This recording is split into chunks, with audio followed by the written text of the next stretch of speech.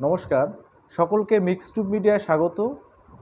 তোমরা যেসব ক্যান্ডিডেটরা রয়েছো, তোমরা যারা বিভিন্ন ধরনের নার্সিং কোর্সে অ্যাডমিশন হতে চাও, যেমন বিএসসি নার্সিং রয়েছে, তোমার জিএনএম রয়েছে, এএনএম রয়েছে। তো সেই সব ক্যান্ডিডেটসদের জন্য আমি আজকের এই বিশেষ ভিডিওটা তৈরি করা। আমি আজকে এই ভিডিওতে তোমাদের এএনএম সম্পর্কে, অর্থাৎ অক্সিলিয়ারি নার্স মিডওয়াইফারি যে এএনএম যেটা সংক্ষেপে, সেই এএনএম বিষয়ে আমি একটু বিস্তারিত তোমাদের জিনিসটা বলবো যে এএনএম নার্সটা কী, সেটা কি যোগ্যতা লাগে, বা কবে পরীক্ষা হয়, বা তোমাদের এবারে 2022 সালের যারা তোমার ক্যান্ডিডেট রয়েছো এএনএম জিএনএমের, বিশেষ করে এএনএমের, তাদের ক্ষেত্রে কাট অফ কেমন আসতে পারে সেই সম্পর্কে বিস্তারিত আমি এই ভিডিওতে বলতে চলেছি। তো অবশ্যই তোমাদের জন্য ভিডিওটা, যারা তোমরা নতুন রয়েছো বা এবারে এইচএস দেবে বা এইচএস পাস করে রয়েছো বা এবারে তোমরা এন্ট্রান্স এক্সাম জিএনএম এএনএম এ দিয়েছো, সবার জন্যই তোমাদের এই ভিডিওটি অবশ্যই গুরুত্বপূর্ণ হচ্ছে। তাই তোমরা কোনো রকম স্কিপ না করে ভিডিওটি দেখবে, এবং যারা নতুন রয়েছো অবশ্যই আমার এই চ্যানেলটিকে সাবস্ক্রাইব করে রাখবে। তোমাদের নার্সিং বিষয়ক সমস্ত ধরনের আপডেটের জন্য এই চ্যানেলটি অবশ্যই তোমরা সাবস্ক্রাইব করে রাখবে। তো আজকের যে আমাদের মেইন আলোচ্য বিষয় সেটা হচ্ছে এএনএম নার্স সম্পর্কে, অর্থাৎ এএনএম যে কোর্সটি সেই সম্পর্কে। আর হচ্ছে এবার অর্থাৎ 2022 সালে তোমরা যেসব ক্যান্ডিডেটরা এএনএম জিএনএম এন্ট্রান্স এক্সাম দিয়েছো, তোমাদের ফাইনাল আনসার কি এখনও দেয়নি, তোমাদের কার্ড অফ কেমন আসতে পারে এএনএম এর ক্ষেত্রে, সেই বিষয়ে তাহলে এই ভিডিওটি আমি শুরু করছি। তো প্রথম কথা হচ্ছে, এএনএম হলো একটা 2 বছরের একটা ডিপ্লোমা কোর্স, নার্সিংয়ের একটা ডিপ্লোমা কোর্স। তোমরা জানো যে জিএনএমটা 3 বছরের হয়, আর বিএসসি নার্সিংটা 4 বছরের সাধারণত। আর এএনএমটা হচ্ছে একটা 2 বছরের নার্সিং ডিপ্লোমা কোর্স। ঠিক আছে, এই নার্সিং ডিপ্লোমা কোর্সে এবার কিভাবে, তোমরা যারা নতুন রয়েছো তোমরা অনেকেই হয়তো জানো না যে এএনএম এর চান্স কিভাবে পাওয়া যাবে। তোমাদের বলে রাখি যে এএনএম, তোমরা জানো, অনেকেই শুনে থাকবে যে এএনএম বা জিএনএম এর জন্য একটা এন্ট্রান্স এক্সাম হয়। ঠিক আছে, সেই এন্ট্রান্স এক্সাম সাধারণত মে বা জুন মাস নাগাদ হয়ে থাকে প্রতি বছর, এবং প্রতি বছর জানুয়ারি মাস নাগাদ সেটার ফর্ম ফিল আপ হয় সেই এন্ট্রান্স এক্সামের যে পরীক্ষা দেওয়ার জন্য। তো ফর্ম ফিল আপ করে মে জুন মাস নাগাদ তোমাদের কিন্তু এন্ট্রান্স এক্সাম হয়।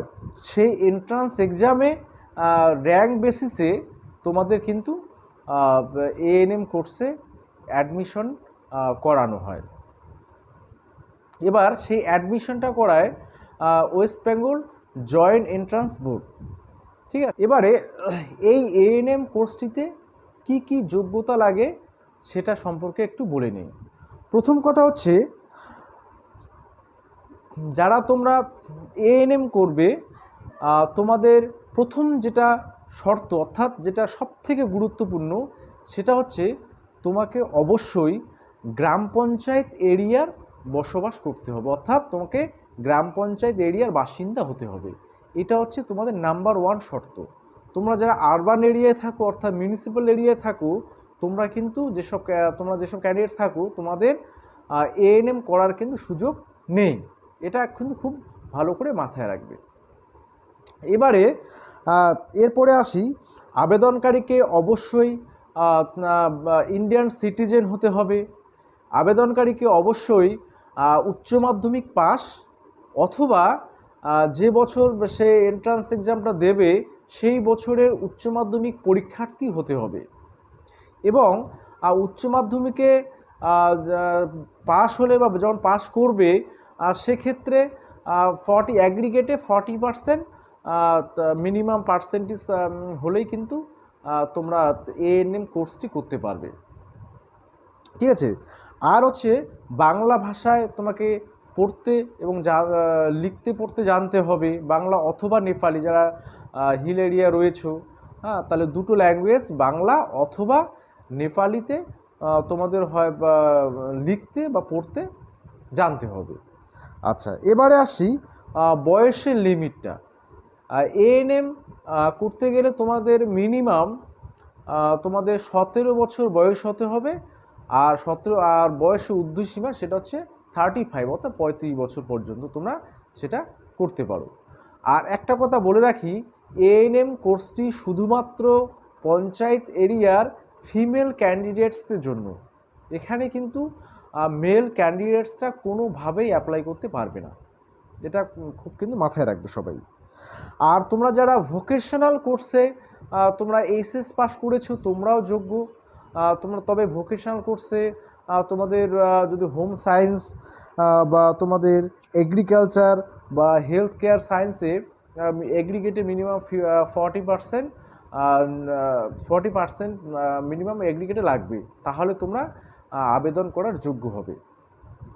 এবারে এই যে তোমরা আবেদন করলে অর্থাৎ ফর্ম ফিল আপ করলে এএনএমের জন্য, এবার তোমাদের যে পরীক্ষাটা হবে মে মাস বা প্রতি বছর মে বা জুন মাস নাগাদ হয়ে থাকে, এবারে যেমন জুন মাস নাগাদ হয়েছিল।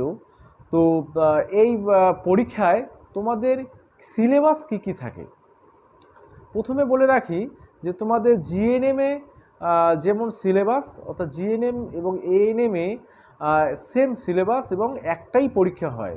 তো জিএনএমের যেটা সিলেবাস রয়েছে সেটাও কিন্তু এএনএম যারা দেবে তাদেরও সিলেবাস, অর্থাৎ সিলেবাসে তোমাদের দুটো ক্যাটাগরিতে ভাগ রয়েছে। ক্যাটাগরি 1-এ 85 মার্কস থাকবে, সেখানে প্রতিটা কোশ্চেনের মান হচ্ছে এক করে, অর্থাৎ প্রত্যেকটা কোশ্চেন 1 নম্বরের। এবং তোমাদের সেখানে লাইফ সায়েন্সে 30 নাম্বার থাকবে, 30টা কোশ্চেনে 30 নাম্বার। ফিজিক্যাল সায়েন্সে 15টি কোশ্চেন থাকবে, ইংলিশে 15টি, ম্যাথে 10টি, আর জিকেতে 10টি, আর হচ্ছে রিজনিং যেটা আছে সেটা হচ্ছে 5 নাম্বার। অর্থাৎ টোটাল তোমাদের 85 অর্থাৎ 85টা কোশ্চেনে 85 নম্বর থাকবে। সেখানে অবশ্যই নেগেটিভ মার্কিং রয়েছে, অর্থাৎ 4টা কোশ্চেন ভুলের জন্য 4টা কোশ্চেন উত্তর ভুল দেওয়ার জন্য তোমাদের 1 নাম্বার করে কাটা হবে। ঠিক আছে, এটা হলো ক্যাটাগরি 1-এর ক্ষেত্রে। এবারে আসছি ক্যাটাগরি 2-তে। ক্যাটাগরি 2-তে তোমাদের মোট কোশ্চেন সংখ্যা হচ্ছে 15, এবং প্রতিটি কোশ্চেনের যে মার্কস সেটা হচ্ছে 2 মার্কস করে থাকবে 2 নম্বরে। এবার এই 2 নম্বরের মধ্যে তোমাদের লাইফ সায়েন্সে 10টি কোশ্চেন থাকবে, সেখানে 10 দুগুণে 20 নাম্বার হলো। আর ফিজিক্যাল সায়েন্সের 5টি থাকবে কোশ্চেন 2 নম্বরের, সেখানে 5 দুগুণে 10 নাম্বার হলো। টোটাল এখানে তোমাদের 30 নাম্বার। তো ওদিকে 85 নম্বর আর এদিকে 30, অর্থাৎ টোটাল যে তোমাদের এন্ট্রান্স এক্সামের টোটাল নাম্বার হচ্ছে 115, অর্থাৎ ফুল মার্কস। এই 115-এর মধ্যে তোমাদের এন্ট্রান্স এক্সামটা হয়ে থাকে। আচ্ছা, এবারে আসি ওয়েস্ট বেঙ্গলে কোথায় কোথায় এএনএম কোর্স পড়ানো হয়। এই জিনিসটা খুব ভালো করে মাথায় রাখবে যে এএনএম কোর্সটি ওয়েস্ট বেঙ্গলে শুধুমাত্র সরকারি কলেজে পড়ানো হয়। কোনো রকম বেসরকারি বা নন গভর্নমেন্ট যেসব এনটিএস রয়েছে সেখানে কিন্তু এএনএম কোর্সটি করানো হয় না। এএনএম শুধুমাত্র সরকারি কলেজেই করানো হয়। এবারে খরচ, এএনএম কোর্স করতে প্রতি মাসে কী রকম খরচ হতে পারে। এবার এএনএম যেহেতু শুধুমাত্র সরকারি কলেজেই পড়ানো হয়, সেক্ষেত্রে সরকারি কলেজে কোর্স ফি কিন্তু খুবই কম। প্রতি বছর এএনএমের ক্ষেত্রে তোমাদের কোর্স ফি 144 টাকা করে, আর তোমাদের হোস্টেল চার্জ বা বাড়ি ভাড়া যেটা থাকবে, আর তোমাদের যে খাওয়া দাওয়া পারপাসে যে তোমাদের বিল হবে সেটা ধরে নিয়ে তোমাদের প্রতি মাসে 3500 থেকে 4000 টাকার মতো খরচ হতে পারে।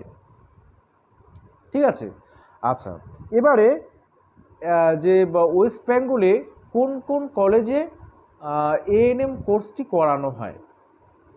প্রথম কথায় আসি, যে গত বছর অর্থাৎ 2021 সালের কিন্তু যে এএনএমের যে কোর্সটি ছিল সেখানে কিন্তু সিট সংখ্যাও অনেক বেশি ছিল এবং সেখানে কলেজ সংখ্যাও বেশি ছিল। কিন্তু এবারে 2022 সালের আপাতত যে সিট ম্যাট্রিক্সটি দিয়েছে সেখানে কিন্তু 13টি কলেজ রয়েছে। সেই কলেজগুলির নাম একবার আমি তোমাদের বলে দিচ্ছি যে কোন কোন কলেজে তোমাদের এএনএম কোর্সটি পশ্চিমবঙ্গে করানো হয়, সে নামগুলো একবার শুনে নাও। কাকদ্বীপ এসটি হসপিটাল, সেখানে ভ্যাকান্ট রয়েছে এবারের 60টি। বারাসাত এমসিএইচ, সেখানে 50টি। ডায়মন্ড হারবার এমসিএইচ, সেখানে 60টি। ডোমকল এসএসএইচ মুর্শিদাবাদ, সেখানে 50টি। আইডিবিজি অর্থাৎ বেলেঘাটা আইডি, সেখানে 100টি। জঙ্গিপুর এসডি হসপিটাল, সেখানে 50টি। কালিয়াগঞ্জ এসজিএইচ, সেখানে হচ্ছে 50টি। মুর্শিদাবাদ এমসিএইচে 50টি। রঘুনাথপুর এসডি হসপিটাল, সেখানে 60টি পুরুলিয়ায়। বিদ্যাসাগর এসজিতে 60টি। Doctor SC Mukherjee memorial health school সিঙ্গুরের, সেখানে 150টি। এনটিএস আসানসোল, সেখানে 60টি। আর হচ্ছে প্রোমোটিস ট্রেনিং স্কুল, সেখানে পূর্ব বর্ধমানে, সেখানেও 60টি। এই তোমাদের 2022 সালের যে সিট ম্যাট্রিক্সটা আপাতত দিয়েছে সেখানে 13টি এএনএম এর কলেজ রয়েছে যেখানে এএনএম কোর্সটি করানো হয়। এখানে টোটাল সিট সংখ্যা হচ্ছে 850টি এবারে, গতবারে কিন্তু অনেক বেশি ছিল। যাই হোক, তো এই 13টি কলেজেই কিন্তু এএনএম যে কোর্সটা সেটা কিন্তু করানো হয়। আচ্ছা, এবারে আসি যে তুমি যদি এএনএম কোর্সটি করো তাহলে তোমার জব অপরচুনিটি কীরকম, অর্থাৎ জবের যে স্কোপ সেটা কীরকম। সেক্ষেত্রে বলে রাখি যে তুমি যদি এএনএম কোর্সটি করো, সেই কোর্স কমপ্লিট হওয়ার সেখানে তোমাদের কমপ্লিট হওয়ার 6 মাস বা 1 বছরের মাথায় তোমাদের সরকারি প্লেসমেন্টে 100% প্লেসমেন্টে তোমার কিন্তু জব হবে। অর্থাৎ সেখানে জবের ক্ষেত্রে তোমার সিকিউরিটি বা সিওরিটি সেখানে 100%, অর্থাৎ তুমি জব 100% পাচ্ছই, সেটা সরকারি তোমাকে প্লেসমেন্ট দেবে। ঠিক আছে, এবার পরে আসি যে এই এএনএম কোর্সে তুমি কোন পোস্টে জব পেতে পারো। এএনএম কোর্স যারা তোমরা করবে সে কোর্স শেষে তোমরা যখন জব পাবে, তোমরা গ্রাম অঞ্চলে অর্থাৎ পঞ্চায়েত এরিয়ার বিভিন্ন যে উপস্বাস্থ্য কেন্দ্রগুলি রয়েছে সেখানকার তোমরা কমিউনিটি হেলথ ওয়ার্কার বা বেসিক হেলথ ওয়ার্কার এই সব পোস্টে তোমরা কিন্তু জব পাবে। এবং তোমাদের স্যালারিটা বলে রাখি, তোমাদের 25 থেকে 27 হাজারের মতো স্টার্টিং তোমাদের স্যালারিটাও খুব ভালো। এবং তোমাদের ডিউটি আওয়ার্স সেটা হচ্ছে ডে ডিউটি, সেখানে যেমন জিএনএমের ক্ষেত্রে যেমন যারা স্টাফ নার্স হয় তাদের ক্ষেত্রে মর্নিং শিফটে ডিউটি থাকে, নাইট শিফট থাকে, প্লাস ডে শিফট তো থাকেই। তো সেক্ষেত্রে তোমাদের অনেক সুবিধা রয়েছে। এএনএমের ক্ষেত্রে তোমাদের শুধু ডে ডিউটি রয়েছে। এবারের তোমরা যেটা অনেকেই অধীর আগ্রহে রয়েছো যে এবারে 2022 সালের যে এন্ট্রান্স এক্সাম হয়েছিল এবং তোমরা অনেকে সবাই বেশিরভাগই তোমরা স্কোরটা কিছুটা হলেও আন্দাজ করতে পেরেছো যে তোমরা কত স্কোর তোমরা করতে পারো এবারের এন্ট্রান্স এক্সামে, এবং সেই স্কোর বেসিসে তোমাদের পরবর্তীতে রেজাল্ট যখন পাবলিশড হবে তোমরা র্যাঙ্ক কার্ড ডাউনলোড করতে পারবে। এবারে বলে রাখি যে তোমাদের যে কার্ড অফ, সে কীরকম কার্ড অফ আসতে পারে। তোমরা ইতিমধ্যে জানো যে তোমাদের যে সিট ম্যাট্রিক্সটি যেটা পাবলিশড হয়েছে সেখানে কিন্তু 850টি সিট রয়েছে, যেটা গতবারের তুলনায় কিন্তু অনেকটা কম। তো সেক্ষেত্রে তোমাদের একটু যে কার্ড অফটা সেটা কিন্তু একটু হাই হওয়ার পসিবিলিটি রয়েছে। তবে সিট ম্যাট্রিক্স ফাইনাল সিট ম্যাট্রিক্সে তোমাদের সিট সংখ্যা আবার বৃদ্ধির একটা সম্ভাবনা রয়েছে। সেক্ষেত্রে সেদিক থেকে তোমাদের একটা সুখবর অবশ্যই রয়েছে। তাহলে আমি তোমাদের একটু বলে রাখি যে তোমাদের কীরকম স্কোর পেলে তোমাদের এবারের এএনএমের জন্য তোমরা একটা কলেজ পাবে, হ্যাঁ, সেটা একটা স্কোরটা এবার কাট অফটা একটু শুনে নাও। প্রথমে আসছি জেনারেল ক্যান্ডিডেটদের ক্ষেত্রে। এটা আমি বলে রাখি যে এটা শুধুমাত্র একটা অ্যাপ্রক্সিমেট কাট অফ, গতবারের উপর অনেকটা বেস করে এবারের যে যত কম্পিটিশান বা সিট ম্যাট্রিক্সের উপর বেস করে এই কাট অফটা, সেটা টোটালি অ্যাপ্রক্সিমেট একটা কাট অফ, যেটা যে হুবহু মিলে যাবে এমন কিন্তু নয়, তবে এর আশেপাশেই কিন্তু কাট অফটা থাকবে। আমি প্রথমে আসছি জেনারেল ক্যান্ডিডেটদের ক্ষেত্রে। তোমরা যারা জেনারেল ক্যান্ডিডেট রয়েছো, গ্রাম পঞ্চায়েত এরিয়ার ফিমেল ক্যান্ডিডেটসরা, তোমাদের ক্ষেত্রে এবারের যে এএনএমের ক্ষেত্রে কাট অফ 55 বা 60 প্লাস তোমরা যদি স্কোর করতে পারো, 55 থেকে 60 প্লাস তোমরা যদি স্কোর করতে পারো, তোমাদের কিন্তু একটা এএনএমের কলেজ লাস্ট কাউন্সিলিং অবধি পাওয়ার সম্ভাবনা একটা থাকবে। ঠিক আছে, লাস্ট অবধি তোমরা ভিডিওটা একটু শুনবে, বা শেষের দিয়ে আমি কিছু গুরুত্বপূর্ণ কথা বলবো। এবার আসি ওবিসি এর ক্ষেত্রে। তোমরা যারা 50 প্লাস স্কোর করবে, তোমাদের কিন্তু লাস্ট কাউন্সিলিং অবধি একটা এএনএমের কলেজ তোমরা একটা পাওয়ার সম্ভাবনা থেকে যাবে। আর ওবিসি বি এর ক্ষেত্রে ভ্যাকান্ট যেহেতু একটু কম থাকে, সিট কম থাকে, সেখানে 55 প্লাস তোমরা যদি স্কোর করতে পারো কেউ, বা স্কোর পাও, সেক্ষেত্রে তোমাদের লাস্ট কাউন্সিলিং অবধি একটা কলেজ পাওয়ার সম্ভাবনা এএনএমের থাকবে। এবার এসসিদের ক্ষেত্রে আসি। এসসি তোমরা 50 প্লাস যদি স্কোর করতে পারো, তাহলে তোমাদের লাস্ট কাউন্সিলিং অবধি একটা কলেজ পাওয়ার সম্ভাবনা থাকবে। এরপরে আসি এসটিদের ক্ষেত্রে। শিডিউল ট্রাইবদের ক্ষেত্রে 45 প্লাস যদি স্কোর করতে পারো, তাহলে তোমাদের কিন্তু একটা লাস্ট কাউন্সিলিং অবধি একটা সম্ভাবনা কলেজ পাওয়ার থাকবে। আর ইডাব্লিউএস ক্যান্ডিডেট ক্যাটাগরিতে যারা রয়েছো, তোমাদের 40 প্লাস পেলে তোমাদের কিন্তু একটা সম্ভাবনা থাকবে। আর সিটি ক্যান্ডিডেটদের ক্ষেত্রে 35 থেকে 40 প্লাস স্কোর করলেই তোমাদের কিন্তু একটা সরকারি কলেজ, অর্থাৎ এএনএম তো সরকারি কলেজেই হয়, সেই কলেজে একটা পাওয়ার সম্ভাবনা তোমাদের থাকবে। তো প্রথমে বলে রাখি যে এএনএমের ক্ষেত্রে কাট অফটা কিন্তু জিএনএমের থেকে অনেকটা কম হয়। কেন কম হয়?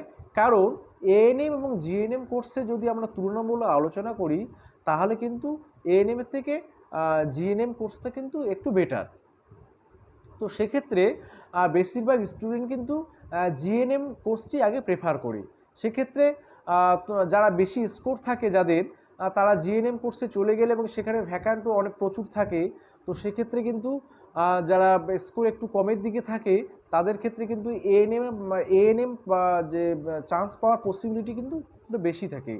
আর একটা ব্যাপার, সেটা হচ্ছে যেহেতু এএনএম শুধুমাত্র পঞ্চায়েত এরিয়ার ফিমেল ক্যান্ডিডেটসটাই অ্যাপ্লিকেবল, সেক্ষেত্রেও কিন্তু তাদের একটা সেখানে একটা অ্যাডভান্টেজ তারা একটা পেয়ে যাচ্ছে। আর একটা জিনিস, সেটাও খুব ইম্পর্টেন্ট, সেটা হচ্ছে এএনএমের ক্ষেত্রে যেহেতু মেলরা কোনোভাবেই সুযোগ পাচ্ছে না, সেখানেও তাদের একটা অ্যাডভান্টেজ থেকে যাচ্ছে। সেক্ষেত্রে এএনএমের ক্ষেত্রে কাট অফ কিন্তু অনেকটাই নিচে নামে। গতবারে অনেক নিচে নেমে গিয়েছিল কাট অফ, লাস্ট যে ফিজিক্যাল কাউন্সিলিং অবধি। এবারও আশা রাখি কাট অফ অনেকটা নিচে নামবে। আমি যে কাট অফটা বললাম, এটার আশেপাশে বা এর থেকেও নিচে নামার সম্ভাবনা একটা থাকতে পারে। সেটা অবশ্যই সিট ম্যাট্রিক্সের উপর বা সিটের উপর ডিপেন্ড করবে। তোমরা যারা কম স্কোর পেয়েছো বা পাবে, তোমরা কোনো রকম টেনশান করবে না। তোমরা যারা পঞ্চায়েত এরিয়ার ফিমেল ক্যান্ডিডেটসরা রয়েছো, তোমরা আশা রাখতেই পারো এরকম একটা স্কোর পেলে যে তোমরা একটা এএনএমের কলেজ কিন্তু লাস্ট অবধি কাউন্সিলিংয়ে তোমরা একটা পাবে। ঠিক আছে, তো আজকের এই অবধি ভিডিও থাকলো। তোমাদের কোনোরূপ কোনো জিজ্ঞাসা থাকলে বা কোনোরূপ কোনো কোয়ারিজ থাকলে, আমি স্ক্রিনের মধ্যে হোয়াটসঅ্যাপ নাম্বারটা দিয়ে দিচ্ছি, সেখানে অবশ্যই তোমরা কন্ট্যাক্ট করবে। অবশ্যই তোমাদের কমেন্ট বক্সেও তোমরা কমেন্ট করে জানাতে পারো। তোমাদের সমস্ত ধরনের কোয়ারিজ এবং প্রশ্নের উত্তর যথাসাধ্য আমি দেওয়ার চেষ্টা করব। ঠিক আছে, তোমরা অবশ্যই ভালো থাকবে এবং সুস্থ।